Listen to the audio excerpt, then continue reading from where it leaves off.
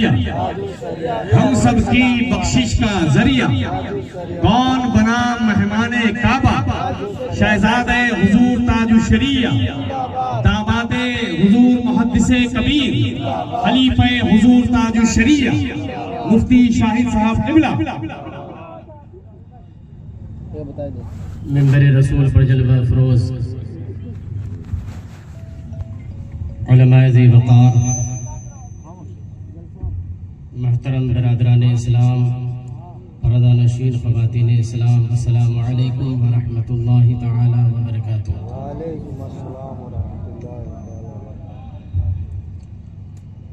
الحمدللہ الحمدللہ رب العالمین حمد الشاکرین، والصلاة والسلام على سيد الأنبياء وأشرف المرسلين قائد الغر المحجلين وعلى آله وأصحابه هداة أقوم الدين،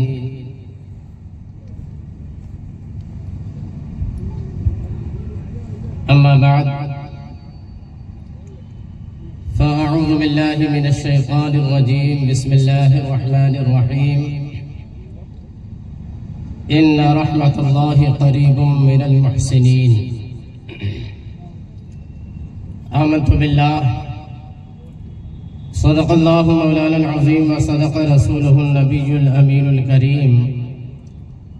ونحن على ذلك لمن الشاهدين والشاكرين، والحمد لله رب العالمين۔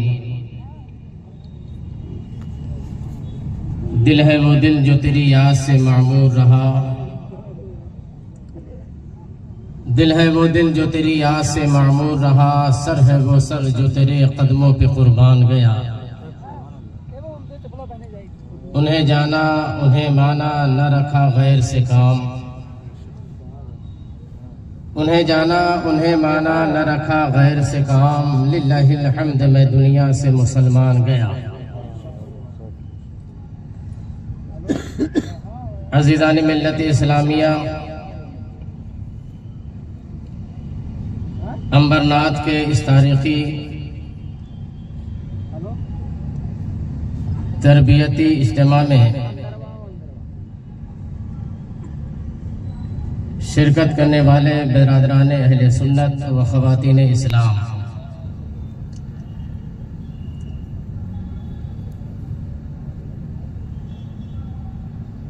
آپ سے خطاب کرنے کے لیے جماعت رضائے مصطفیٰ امبرناتھ نے اس فقیر کے لیے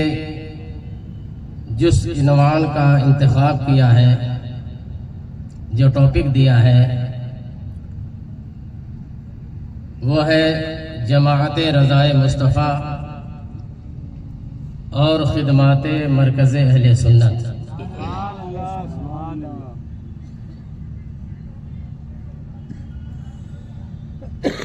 اور وقت میرے پاس جو ہے وہ صرف 30 منٹ کا ہے، انشاءاللہ اپنے متعینہ وقت میں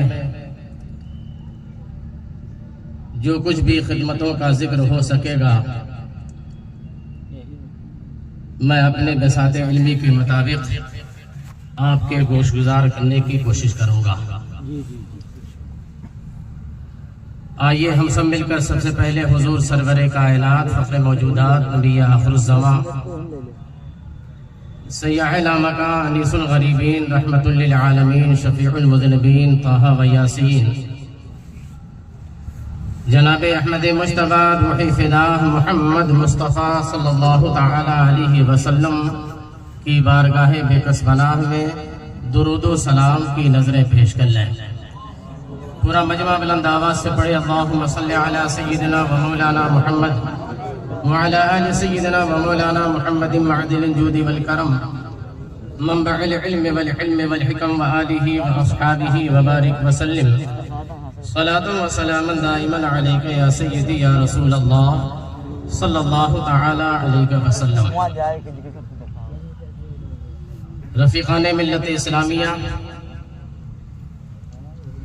مذہب اسلام اللہ تبارک و تعالی کا پسندیدہ اور چنندہ مذہب ہے۔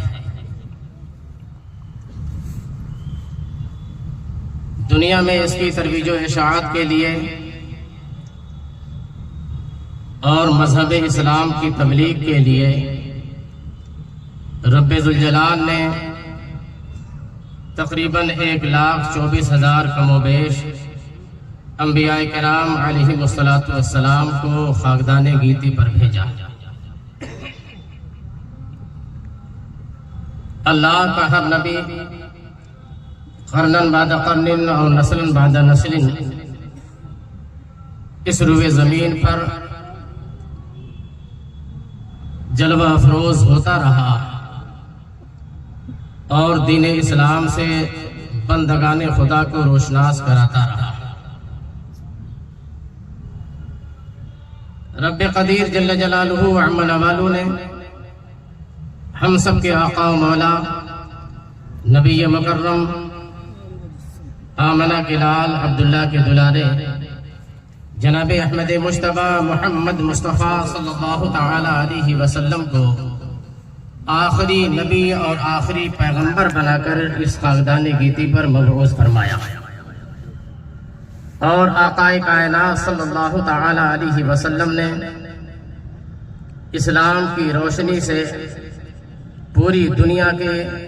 جہالت اور تاریکی کو اور اندھیرے کو منور فرما دیا اور پورے اندھیرے کو ختم فرما دیا۔ اسلام کی روشنی 4 داغ عالم میں پھیل گئی۔ میرے آقا سرور کائنات صلی اللہ تعالی علیہ وسلم نے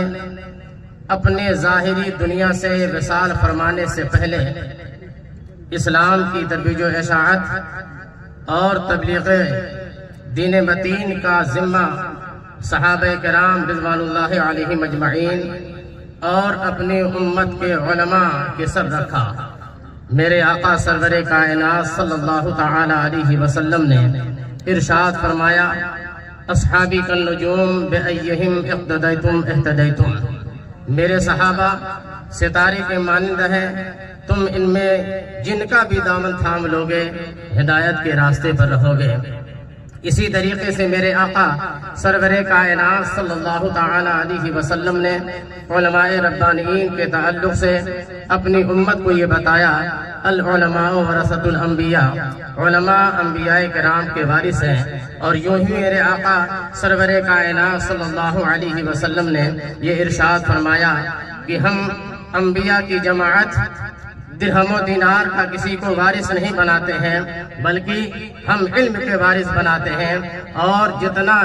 حصہ زیادہ جو ہے وہ علم کا جسے ملا وہ بہت زیادہ پانے والوں میں شمار کیا جائے گا۔ اس طریقے سے مذہب اسلام علماء اہل سنت اور علماء ربانیین کے حوالے سے اس خاکدان گیتی پر پروان چڑھتا رہا۔ اللہ تبارک و تعالی نے جس کے مقدر میں اور جس کے نصیب میں اسلام کا مبلغ بننا لکھا تھا، وہ ہر زمانے میں قرنن بعد قرنن اور نسلن بعد نسل اسلام کا مبلغ بن کر کے اس خاکدان گیتی پر چمکتا اور دمکتا رہا، اور اس کے ذریعے سے مسلمانوں کو اسلام کی روشنی ملتے رہی، اہل زمین کو اسلام کی روشنی ملتی رہی، مسلمان شریعت کی روشنی پاتے رہے اور غیر مسلم اسلام کی روشنی پاتے رہے۔ اس طریقے سے یہ اسلام پروان چڑھتا رہا۔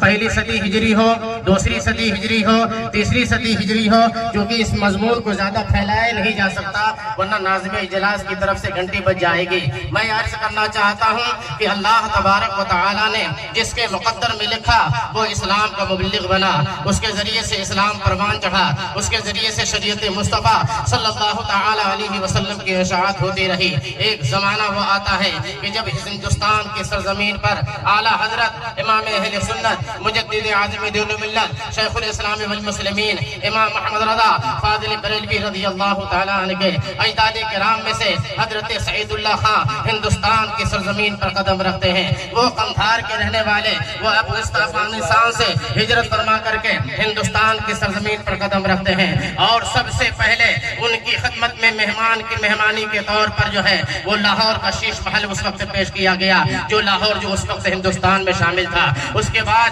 وہ رفتہ رفتہ دلی کی سرزمین پر پہنچے، اور اعلیٰ حضرت رضی اللہ تعالیٰ عنہ کے اجداد کرام میں سے آپ کے دادا حضرت سید اللہ خان، حضرت اعظم خان، حضرت کاظم علی خان، اور اس طریقے سے آپ کے اجداد کرام میں سے ہندوستان کی سرزمین پر آئے اور ہندوستان کی سرحد و سیما کی انہوں نے شاندار خدمت انجام دی ہے۔ ہندوستان کے بڑے بڑے مناصب پر وہ فائز رہے ہیں۔ اعلیٰ حضرت رضی اللہ تعالیٰ عنہ کے دادا محترم حضرت سیدنا رضا علی خان علی رحمت و رضوان بریلی شریف جو وہ تشریف لائے ہیں، تو اعلیٰ حضرت رضی اللہ تعالیٰ عنہ کے دادا محترم حضرت سیدنا رضا علی خان علی رحمت و رضوان نے اب وہاں سے اپنی خدمات کا رخ موڑتے ہوئے آپ نے اب تک سرحد و سیما کی حفاظت کی تھی، مگر اب آپ کے دادا نے سرحد و سیما کی حفاظت کی ذمہ داری کو چھوڑ کر کے اب مسلمانوں کے ایمان اور عقیدے کی ذمہ داری اور اس کی حفاظت کی ذمہ داری اپنے سر لی ہے۔ آج تک تو سرحد و سیما کی حفاظت ہو رہی تھی، مگر اب اس کے بعد جو ہے آپ کے دادا محترم نے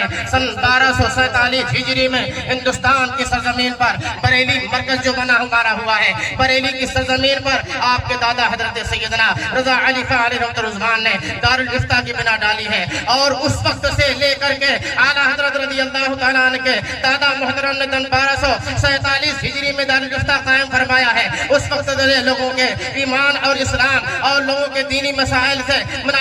سے روشناس کرانے کے لیے اور لوگوں تک دینی مسائل پہنچانے کے لیے، ایمان کی حفاظت کرنے کے لیے، صحیح مسائل پہنچانے کے لیے، نماز کے طریقے بتانے کے لیے، حج و زکوٰۃ کے طریقے بتانے کے لیے، ان تمام کو بتانے کے لیے 1247 ہجری میں آپ کے دادا محترم نے دارالافتاء کی بنیاد ڈالی ہے، اور اس کے بعد آپ نے شاندار خدمت انجام دی ہے۔ یہ رضا علی خان کون ہے؟ سرکار اعلیٰ حضرت رضی اللہ تعالیٰ عنہ کے دادا محترم ہوتے ہیں، اور کیسے یہ عالم ربانی ہے، اپنے زمانے اور اپنے قرن کے تمام علماء کے آپ استاد ہیں، تمام علماء کے آپ مرجع ہیں، تمام علماء آپ کی بارگاہ میں رجوع کرتے ہیں، دینی خدمات انجام دے رہے ہیں، مگر عالم یہ ہے کہ آپ اپنے آپ کو ظاہر نہیں فرما رہے ہیں، کام کر رہے ہیں اور اپنے کاموں کو اپنے شاگردوں کے نام سے آپ شائع کرتے ہوئے نظر آ رہے ہیں۔ آج ہندوستان ہی نہیں، پوری دنیا کی مساجد میں آپ منبر پر ایک کتاب پاتے ہوں گے جسے خطب علمی کہا جاتا ہے۔ یہ خطب علمی کون سی کتاب ہے؟ یہ خطب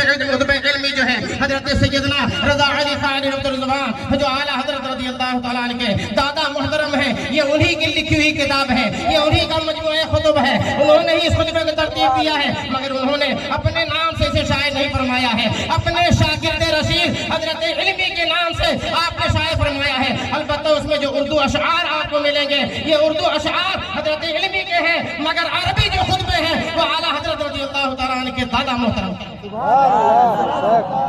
اعلیٰ حضرت رضی اللہ تعالیٰ عنہ کے دادا محترم کے دنیا سے وصال فرما جانے کے بعد اس کے مسند نشین اور سجادہ نشین آپ کی مسند کے وارث اعلیٰ حضرت رضی اللہ تعالیٰ عنہ کے والد محترم امام المتکلمین امام الفقہا حضرت علامہ مفتی نقی علی خان علی رحمت رضوان ہے، جو اعلیٰ حضرت رضی اللہ تعالیٰ عنہ کے والد ماجد ہیں۔ کیسے شاندار آپ عالم ہیں، کیسے شاندار فقیہ آپ ہیں، کیسے شاندار مفسر آپ ہیں۔ سورہ علم نشرہ کی آپ نے جو تفسیر لکھی ہے، کئی سو صفحات پر یہ پھیلی ہوئی تفسیر ہے۔ اعلیٰ حضرت رضی اللہ تعالیٰ عنہ کے والد ماجد نے بہت سے کارہائے نمایاں انجام دیے ہیں، مگر ان تمام کاموں میں سب سے نمایاں کام میں یہ سمجھتا ہوں کہ اعلیٰ حضرت رضی اللہ تعالیٰ عنہ کے والد ماجد نے جو شاندار خدمت اور جو شاندار تربیت اپنے بیٹے اور اپنے فرزند ارجمند کی ہے، کہ اعلیٰ حضرت رضی اللہ تعالیٰ عنہ کی شاندار آپ نے تربیت فرما کر کے اتنا بڑا کارنامہ انجام دیا ہے کہ آج ہر چار داغ عالم میں جہاں طرف جہاں دیکھیے اعلیٰ حضرت رضی اللہ تعالیٰ عنہ اور مرکز اہل سنت کی جو آواز بلند ہو رہی ہے، مرکز اہل سنت کا جو نام لیا جا رہا ہے، یہ اعلیٰ حضرت رضی اللہ تعالیٰ عنہ کی شاندار تربیت کا نتیجہ ہے کہ آج کائنات سے یہ آوازیں آ رہی ہیں، وادی رضا کی وہ ہے ہمارا رضا کا ہے، جس سمت دیکھیے وہ علاقہ رضا کا ہے۔ اگلوں نے تو لکھا ہے بہت علم دین پر جو کچھ ہے اس صدی میں وہ تنہا رضا کا ہے۔ نعرہ تکبیر، نعرہ رسالت، مسلک اعلیٰ حضرت حضور تاج الشریعہ۔ سن 1247 ہجری میں جو دارالافتاء قائم کیا گیا، آپ کے دادا کے بعد آپ کے والد ماجد حضرت علامہ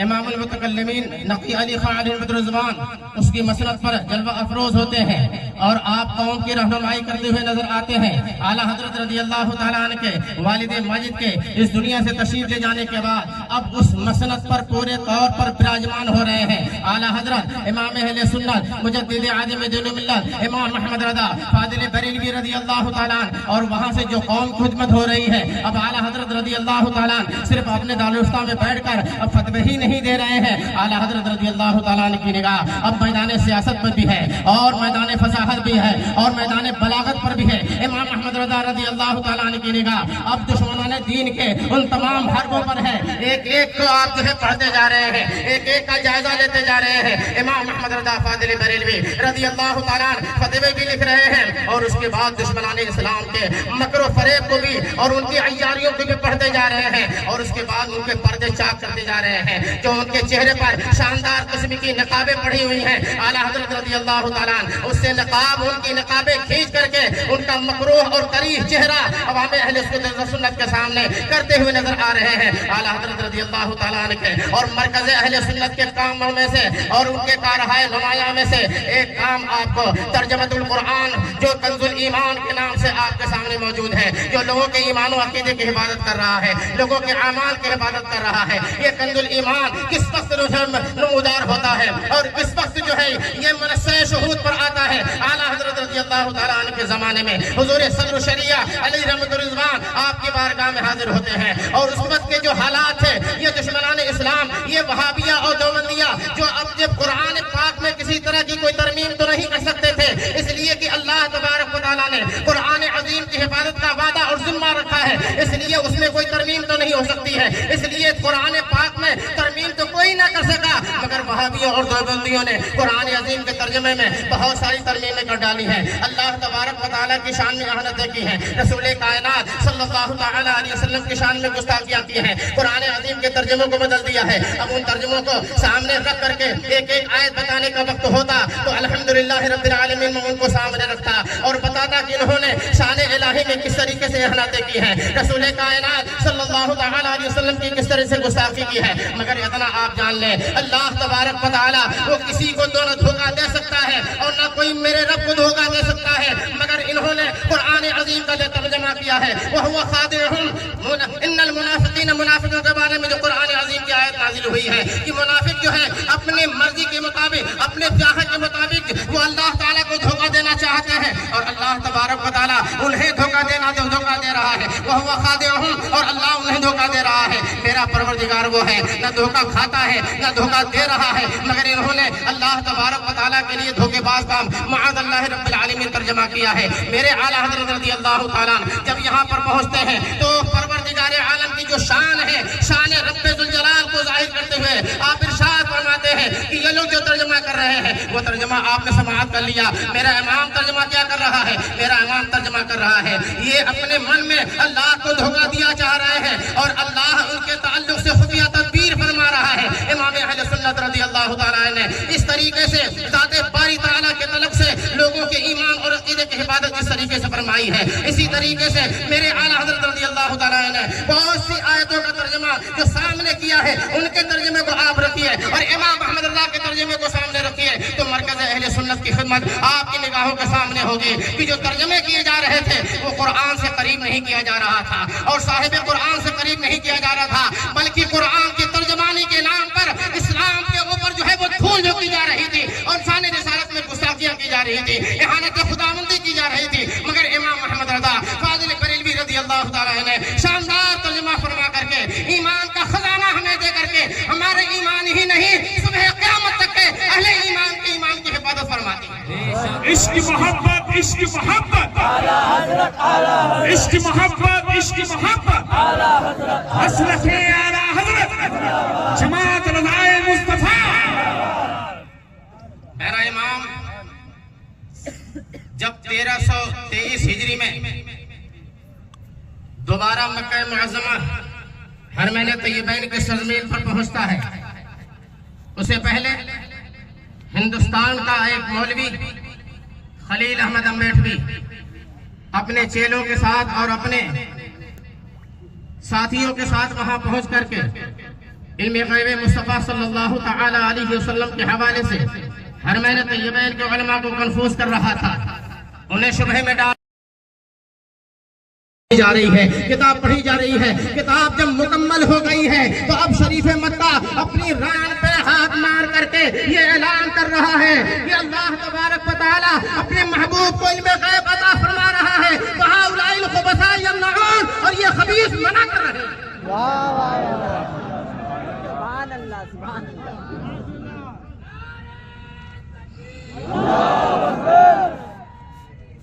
یا رسول اللہ یا رسول اللہ، زندہ باد زندہ باد زندہ باد، قائد ملت قائد ملت، تاج الشریعہ تاج الشریعہ۔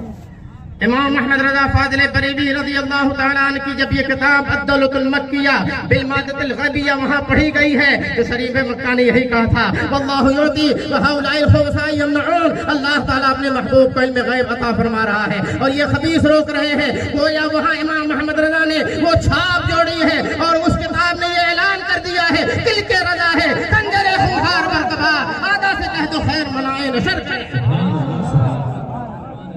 امام محمد رضا رضی اللہ تعالیٰ عنہ کی بارگاہ میں ایک اور سوال پیش کیا جا رہا ہے۔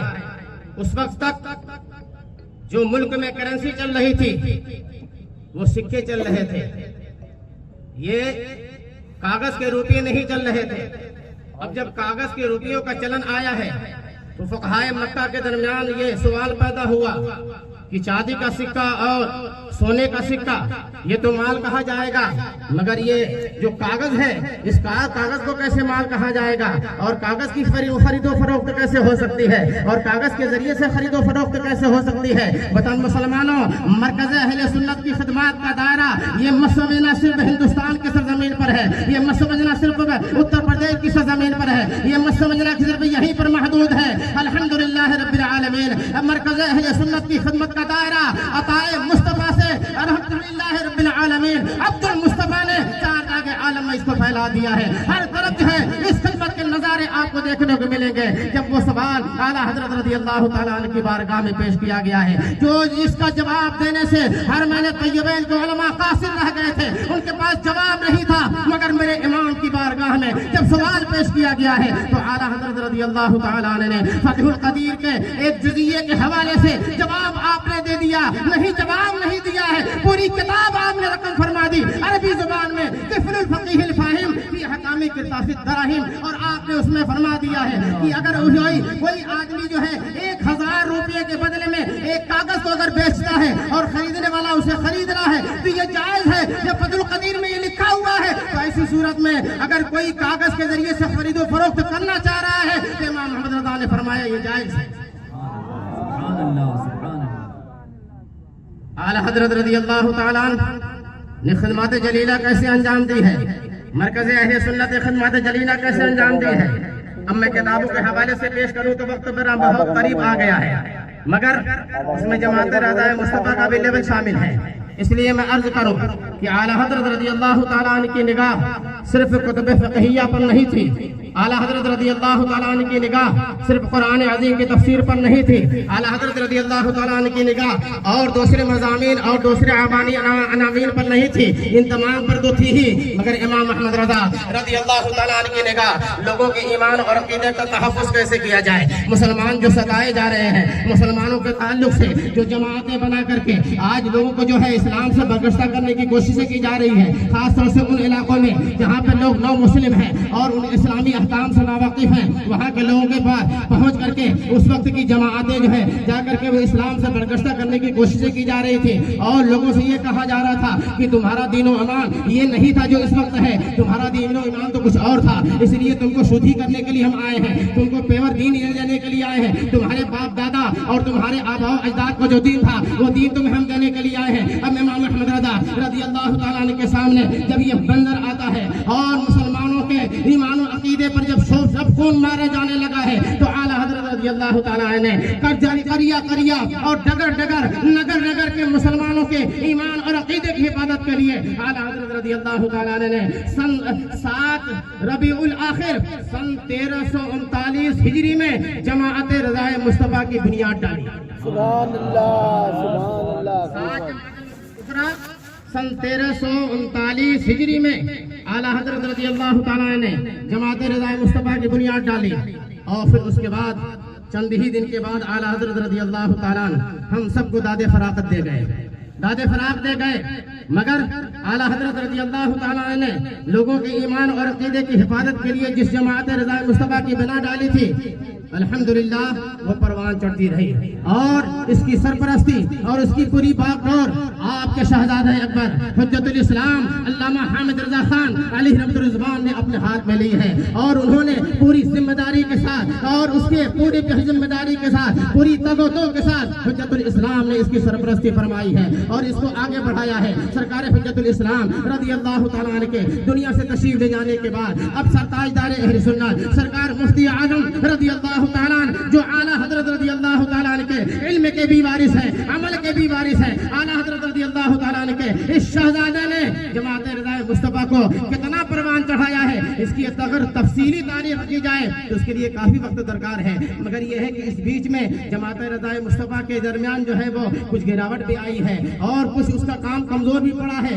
اسی لیے سن 1380 ہجری میں اس کے کاموں میں کچھ کمزوری جب پیدا ہو گئی ہے. سرکار مفتی اعظم رضی اللہ تعالیٰ اس چیز کو بہت اچھی طریقے سے بھاپ رہے تھے, اس کو اچھی طریقے سے پڑھ رہے تھے, دیکھ رہے تھے. اس لیے کچھ دن آپ نے انتظار فرمایا اور سن 1383 ہجری میں اعلیٰ حضرت امام اہل سنت رضی اللہ تعالیٰ عنہ کے عرس کے موقع پر اعلیٰ حضرت رضی اللہ تعالیٰ عنہ کے جانشین نے سرکار مفتی اعظم رضی اللہ تعالیٰ عنہ نے علماء کرام کی ایک میٹنگ بنوائی اور اس میں جماعت رضائے مصطفیٰ کی نشاط ثانیہ ہوتی ہے. جب وہاں پر نشاط ثانیہ ہوتی ہے اور جدید طور پر جماعت رضائے مصطفیٰ کو جب طاقتور بنایا جا رہا ہے تو اس وقت علماء کرام کے اتفاق سے ہمیشہ کے لیے اور پورے دنیا کے لیے اعلیٰ حضرت رضی اللہ تعالیٰ عنہ کے اس جانشین سرکار مفتی اعظم رضی اللہ تعالیٰ عنہ کو دائمی سرپرست منتخب کیا جا رہا ہے. دائمی سرپرست ان کو منتخب کیا گیا اور خلیفہ سیدنا اعلیٰ حضرت عید الاسلام علامہ عبدالسلام جبل پوری علیہ رحمۃ الرضوان کو پوری جماعت رضائے مصطفیٰ کا صدر منتخب کیا گیا اور حضرت علامہ ابو الوفا غازی پوری فصیحی علیہ رحمۃ الرضوان کو ناظم منتخب کیا گیا اور پھر اس کے بعد الگ الگ جو ہے وہ مناصب کا اعلان ہوا, الگ الگ مناصب کے اعلان ہوئے, الگ الگ منصب لوگوں کو دیا گیا. سرکار مفتی اعظم رضی اللہ تعالیٰ عنہ نے اس جماعت کو اس طریقے سے پروان چڑھایا اور جماعت رضائے مصطفیٰ کے جو اس وقت اغراض و مقاصد طے ہوئے تھے وہ یہ تھے کہ جماعت رضائے مصطفیٰ علمی طور پر کام کرے گی, جماعت رضائے مصطفیٰ عملی طور پر کام کرے گی. جہاں لٹریچر کی ضرورت ہوگی وہاں کتابیں لوگوں کو دے گی, جہاں لوگوں کو مضامین کی ضرورت ہوگی جماعت رضائے مصطفیٰ وہاں مضامین دے گی اور جہاں عملی میدان میں اتر کر کام کرنے کی ضرورت ہوگی جماعت رضائے مصطفیٰ عملی طور پر اتر کر کے لوگوں کے درمیان قائم کرے ہوئے لوگوں کے درمیان یہ خدمت انجام دے گی. اور اس کے بعد اس کے اور اغراض و مقاصد میں سے جو اس کی اور جو ہے وہ شکایتیں تیار ہوئی ہیں اس میں یہ تھا کہ ہر بڑے شہر میں جو ہے ایک دارالفتہ قائم کیا جائے گا, ایک دارالقضا قائم کیا جائے گا, یہ اس کے منصوبے میں تھا. اور اس طریقے سے جماعت رضائے مصطفیٰ عملی اور علمی طور پر آگے بڑھتی رہی ہے. عملی طور پر سب سے بین ثبوت سرکار مفتی اعظم رضی اللہ تعالیٰ عنہ کا وہ دور ہے جب شدید تحریک نے مسلمانوں کے ایمان اور عقیدے پر شب خون بارنے کے لیے آگرہ اور اس کے نواحی علاقوں میں مسلمانوں کو ایمان اور عقیدے کو لوٹنے کی کوشش کی ہے. تب سرکار مفتی اعظم رضی اللہ تعالیٰ اپنے ایک معتمد حضرت برہان ملت کو ساتھ میں لے کر کے وہاں تشریف لے جاتے ہیں اور وہاں تشریف لے جانے کے بعد سیدنا اعلیٰ حضرت رضی اللہ تعالیٰ عنہ کا یہ ثبوت یہ کہتا ہے کہ سب سے پہلے اسلام کی حقانیت پر آپ تقریر فرمائیے. آپ نے تقریر تو فرمائی مگر وہاں جو لوگ جمع تھے, جو لوگ اکٹھا تھے, وہ لوگ جو ہے وہ ٹس سے مس ہونے کو تیار نہیں تھے. جو لوگ وہ اپنا فیصلہ جو کر چکے تھے اپنے فیصلے سے وہ لوگ جو ہے پلٹنے والے نہیں تھے. اس لیے اپنے فیصلے پر نظر ثانی نہ کرنے والی پوزیشن کو دیکھنے کے بعد سرکار اعلیٰ حضرت رضی اللہ تعالیٰ عنہ کا یہ ثبوت یعنی مفتی اعظم رضی اللہ تعالیٰ عنہ آگے بڑھتے ہیں اور اسٹیج پر کھڑے ہو کر کے جو باطل مذہب کا جو اس وقت جو داعی تھا اس کا ہاتھ پکڑ کر کے یہ کہتے ہیں کہ اگر تیرا مذہب سچا ہے اور میں کہتا ہوں میرا مذہب سچا ہے، چلو ساتھ میں اس آگ میں کود جاتے ہیں۔ اگر تیرا مذہب سچا ہوگا تو تو آگ سے بچ جائے گا، میرا مذہب سچا ہوگا میں آگ سے بچ جاؤں گا۔ جب سرکار مفتی اعظم رضی اللہ تعالیٰ نے اس طریقے سے شردانند کو للکارا ہے تو عالم یہ ہے کہ وہ ٹس سے مس ہونے کو تیار نہیں ہوا، مگر اللہ تبارک و تعالیٰ نے لوگوں کے دلوں میں سرکار مفتی اعظم کی وہ بات ڈال دی اور لوگوں نے کہا بس بات سمجھ میں آ گئی ہے، کون مذہب سچا ہے، کون حقانیت کا پرچم لے کر آیا ہے، بات سمجھ میں آ گئی ہے۔ اس کے بعد سارے لوگوں نے توبہ کی اور سرکار مفتی اعظم کے ہاتھ پر نئے طریقے سے مسلمان ہو کر کے آپ کے ہاتھ پر داخل بیعت ہوتے۔ نعرہ تکبیر، نعرہ رسالت، شہزادہ اعلیٰ حضرت حضور مفتی اعظم عالم اسلام، خاندان اعلیٰ حضرت جماعت رضائے مصطفیٰ۔ اور سن 1383 ہجری کے بعد سے سرکار مفتی اعظم رضی اللہ تعالیٰ عنہ نے جو جماعت رضائے مصطفیٰ کا تاریخی کارنامہ انجام دیا ہے وہ آج ہر اہل سنت و جماعت کے دلوں پر نقش ہے۔ اور یہ کام کب تک انجام دیا؟ 1401 ہجری تک سرکار مفتی اعظم رضی اللہ تعالیٰ عنہ نے جماعت رضائے مصطفیٰ کی سرپرستی کا کام انجام دیا ہے۔ اور جب آپ کا وصال ہوتا ہے تو اس کے بعد جماعت رضائے مصطفیٰ کی سرپرستی آپ ہی کے جانشین سرکار مفتی اعظم تاج الشریعہ حضرت علامہ مفتی محمد اختر رضا خان قبلہ ازہری بندر ذلہ العالی اس وقت رحمت اللہ تعالی علیہ اس وقت ان کے سر آتی ہے۔ اور جب تاج الشریعہ علیہ رحمت الرضوان نے اس کی ذمہ داری اور اس کی سرپرستی جب قبول فرمائی ہے تو تاج الشریعہ رضی اللہ تعالی عنہ نے اس جماعت رضائے مصطفیٰ کی شاخوں کو صرف ہندوستان کے شہر نہیں پہنچایا، ہندوستان کے گاؤں نہیں پہنچایا، ہندوستان کے شہر گاؤں تو پہنچا ہی دیا، مگر تاج الشریعہ نے جب سرپرستی اس کی قبول فرمائی ہے تو تاج الشریعہ جہاں جا رہے ہیں جماعت رضائے مصطفیٰ وہاں قائم ہو رہی ہے، جماعت رضائے مصطفیٰ وہاں قائم ہو رہی ہے۔ اس لیے اب افریقہ کے ملکوں کا میں شمار کرانا چاہوں تو میں بتا دوں آپ کو، حضور تاج الشریعہ زمبابوے جا رہے ہیں، جماعت رضائے مصطفیٰ وہاں قائم جا رہی ہے، ملاوی جا رہے ہیں وہاں جماعت رضائے مصطفیٰ قائم ہو رہی ہے، ساؤتھ افریقہ جا رہے ہیں وہاں جماعت رضائے مصطفیٰ قائم ہو رہی ہے، اور آپ سوازی لینڈ جا رہے ہیں وہاں جماعت رضائے مصطفیٰ قائم ہو رہی ہے۔ اس طریقے سے لتوسو جا رہے ہیں وہاں جماعت رضائے مصطفیٰ قائم ہو رہی ہے۔ میں کہاں بتاؤں، تاج الشریعہ جہاں جا رہے ہیں وہاں جماعت رضائے مصطفیٰ قائم ہو رہی ہے۔ یہ تو افریقہ کے مالک ہے، لیکن عرب کی سرزمین پر میرا تاج الشریعہ جہاں جا رہا ہے جماعت رضائے مصطفیٰ ساتھ جا رہی ہے۔ بستی بستی کریا تاج الشریعہ ہم سب کی بخشش کا ذریعہ، تاج الشریعہ حضور قائد ملت زندہ باد، داماد حضور محدث کبیر زندہ باد، سبحان اللہ۔ حضور تاج الشریعہ علیہ الرضوان مجھے بہت اچھی طریقے سے جملے بھی یاد ہیں، وہ سارا منظر میری نگاہوں کے سامنے ہے۔ میں اس وقت الحمدللہ افریقہ کی سرزمین ہی پر تھا اور آپ ہی کے قدموں کی برکت سے میں وہاں پر دینی خدمات انجام دے رہا تھا۔ جب حضور تاج الشریعہ میری مسجد میں تشریف لائے، ملاوی